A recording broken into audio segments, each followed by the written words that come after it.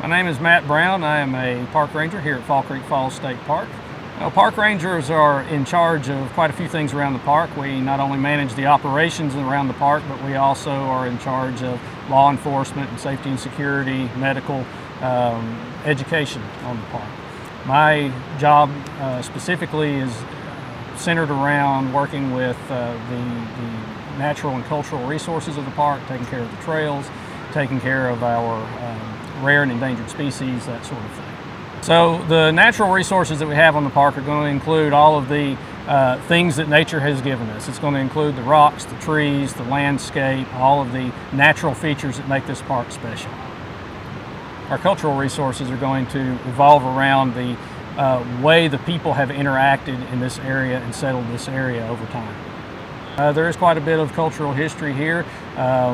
Just behind us, where we have the Cane Creek Cascades, we have cultural history associated with that, with the Bickford Mill that was established there in the late 1800s.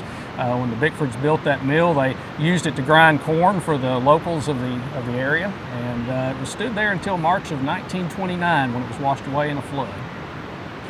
We have about 58 miles of trail at Fall Creek Falls. We have 53 miles of trail that actually interconnect with one another. The Nature Center is a great place to begin a good day hike. Most of our trails can be accessed from this area with the exception of a few of our northern trails. We also have mountain bike trails here in the park. The trails are all marked specifically with color-coded trail markers. Each one has its own trail blaze color. The trail blazes are also available for sale in our Nature Center gift shop.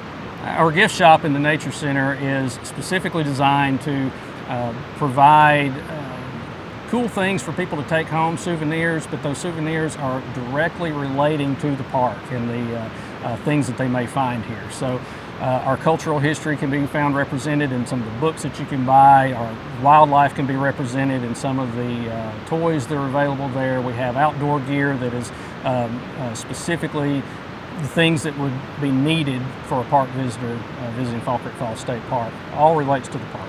So we also have our own Fall Creek Falls State Park honey that is being sold here on the park. And it's not only being sold here at the park, but it is also produced by the bees here on the park. We have several beehives located here and are generating many pounds of honey every year for us. And you can buy that at the Nature Center gift shop. Fall Creek Falls has a very high degree of biodiversity. Being located on the Cumberland Plateau, we have very unique geology in this area. That unique geology and topography that we have tends to give us an array of species that may be found anywhere from the Great Plains to the coastal plains.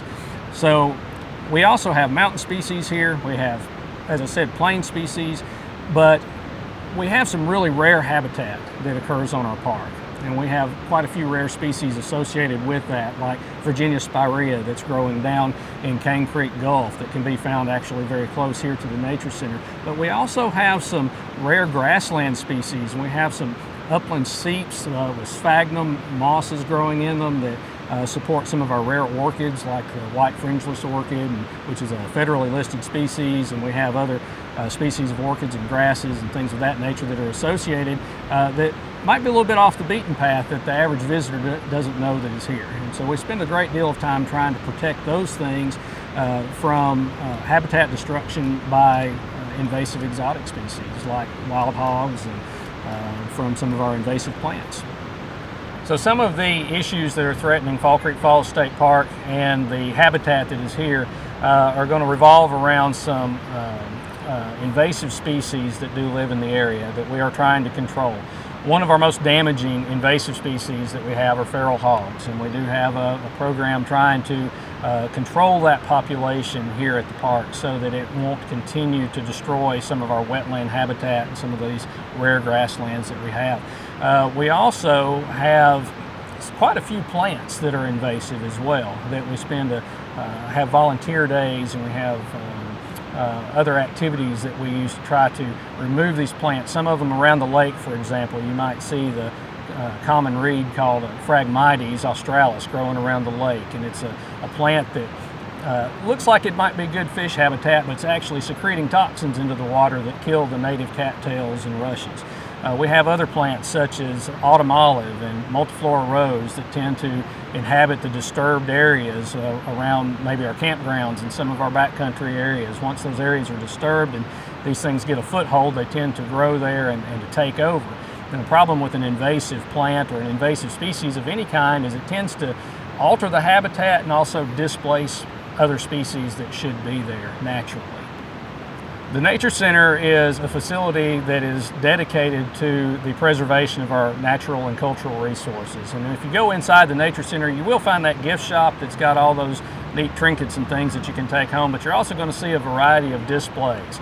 The displays are all dedicated to these natural and cultural resources. We're going to see a display of a period cabin towards the back of the Nature Center, and it's got many different items scattered around in it that are either authentic or authentic replicas of things that would have been seen in a pioneer's cabin on the Cumberland Plateau. Next to that, there's a moonshine still, and it's actually a working still that has been adapted to be a display. So everything is as close to being original as possible with our displays.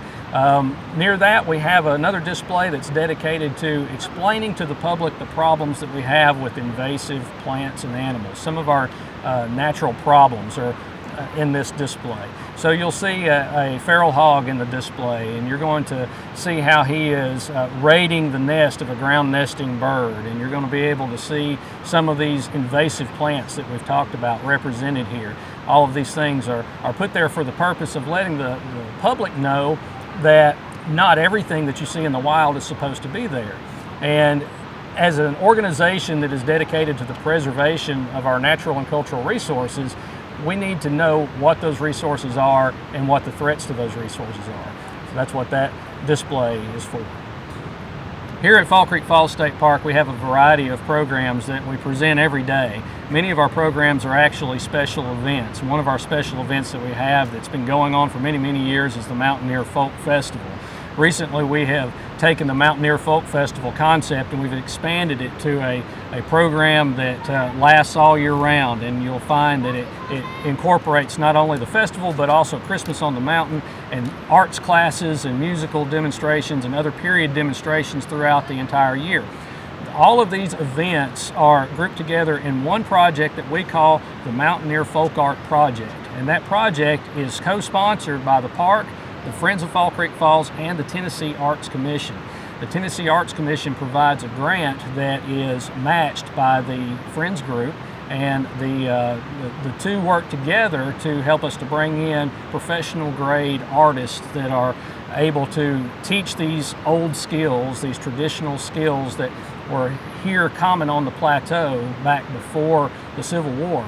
They're teaching these skills so that we can preserve those, so we can continue that tradition in this area for future generations.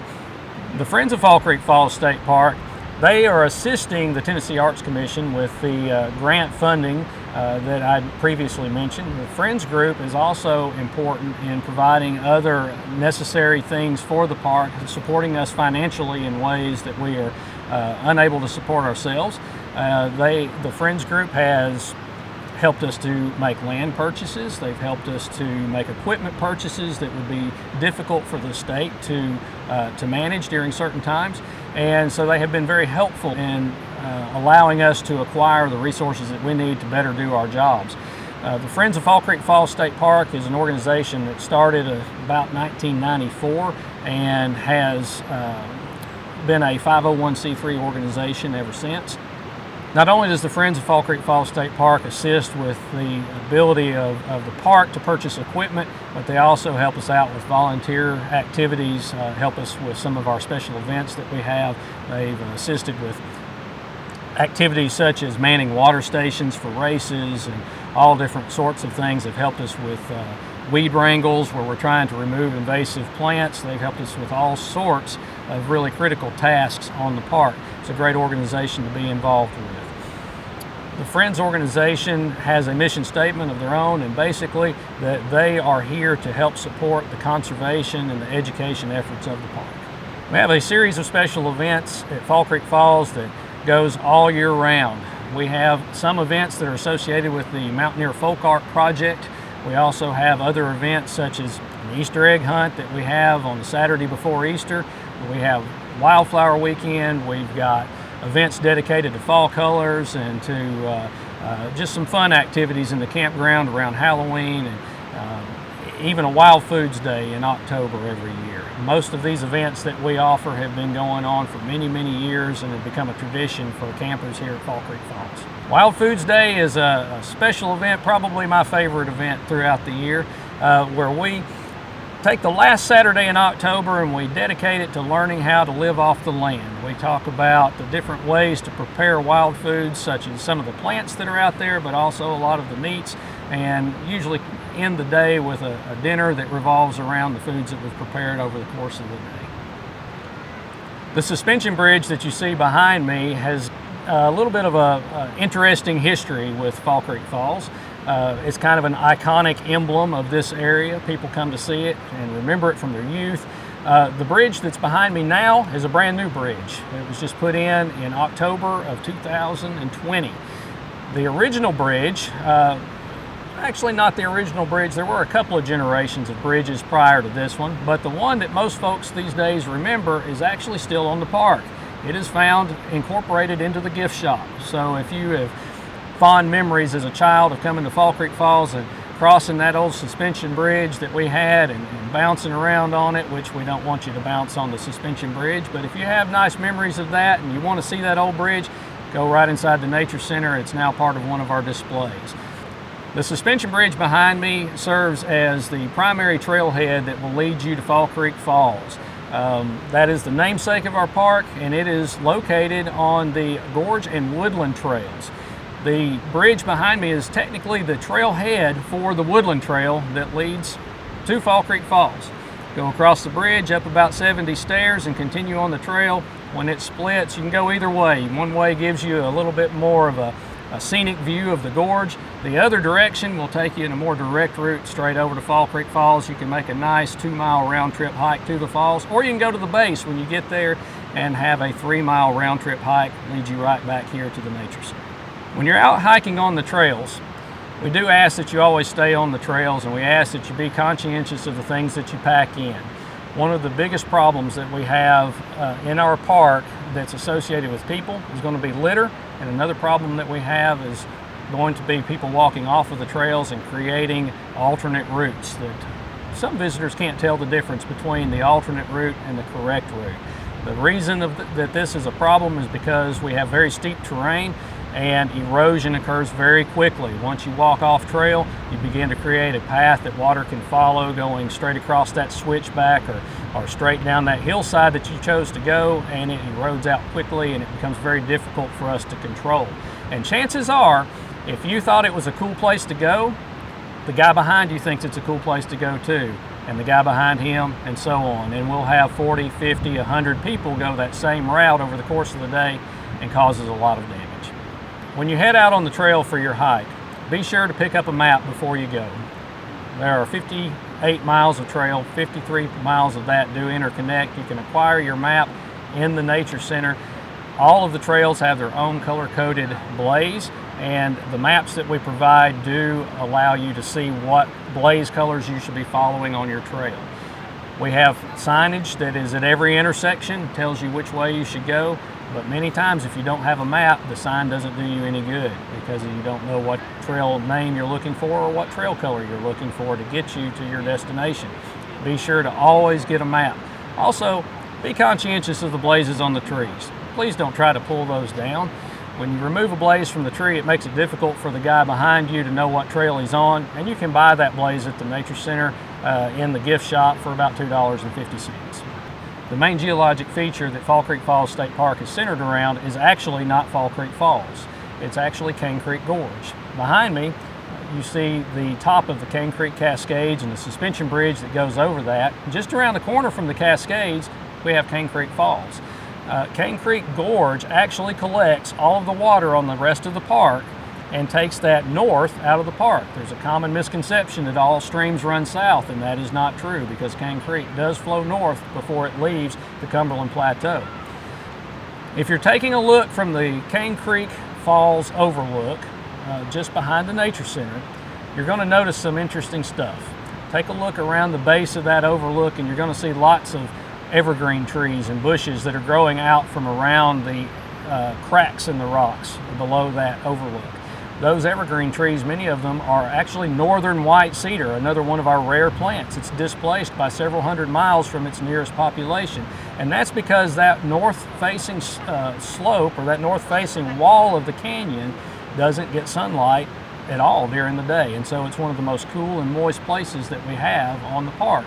And so we have an isolated population in that microclimate right there of northern white cedar.